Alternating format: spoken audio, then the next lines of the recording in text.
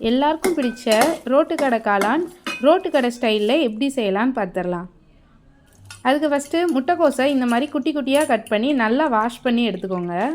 நான் இன்றைக்கி 2 கப் முட்டைக்கோஸ், இது கூட 1 கப் காளான், 1 கப் மைதா மாவு, 1/4 கப் கார்ன்ஃப்ளவர் மாவு, 2 டேபிள் ஸ்பூன் வத்தல் பொடி, கொஞ்சமாக கரம் மசால் பொடி, தேவையான அளவு உப்பு, 1 டேபிள் ஸ்பூன் இஞ்சி பூண்டு பேஸ்ட்டு சேர்த்து தேவையான அளவு தண்ணி சேர்த்து நல்லா கலந்து இந்த மாதிரி ஆயிலில் பக்கோடா பொரிச்சு எடுக்கிற பதத்தில் பொரிச்சு எடுத்துக்கோங்க.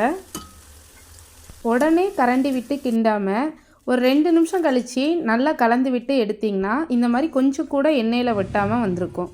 இப்போ நம்ம கிரேவி பண்ணுறதுக்கு 2 டேபிள் ஸ்பூன் எண்ணெய், 1 கப் வெங்காயம் சேர்த்து நல்லா வதக்கிக்கலாம். இது கூட 1 டேபிள் ஸ்பூன் இஞ்சி பூண்டு சேர்த்து பச்சை வாசனை போகிற வரைக்கும் நல்லா வதக்கிக்கோங்க. 2 டேபிள் ஸ்பூன் வத்தல் பொடி, கொஞ்சமாக கரம் மசாலா, 1 பிஞ்ச் மிளகுத்தூள் சேர்த்து நல்லா வதக்கி விட்டுக்கோங்க. நல்லா இந்த அளவு வதங்கினதும் 2 டேபிள் ஸ்பூன் டொமேட்டோ சாஸ், கொஞ்சமாக சோயா சாஸ் சேர்த்து ஹை ஃப்ளேமில் வச்சு நல்லா வதக்கி விட்டுக்கோங்க.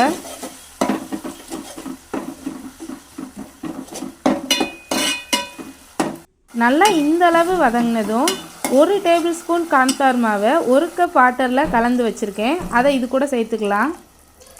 நிறைய தண்ணி இருக்கேன்னு யோசிக்க வேண்டாம். கார்ன்ஃப்ளவர் மாவு 2 செகண்ட்லேயே இந்த அளவுக்கு கெட்டியான பதத்துக்கு வந்துடும். இப்போது நம்ம பொரிச்சு வச்சுருக்கிற காளானை இது கூட சேர்த்து நல்லா கலந்து விட்டுக்கோங்க. உங்களுக்கு தண்ணி வேணும்னா இன்னும் கொஞ்சம் தண்ணி சேர்த்துக்கலாம்.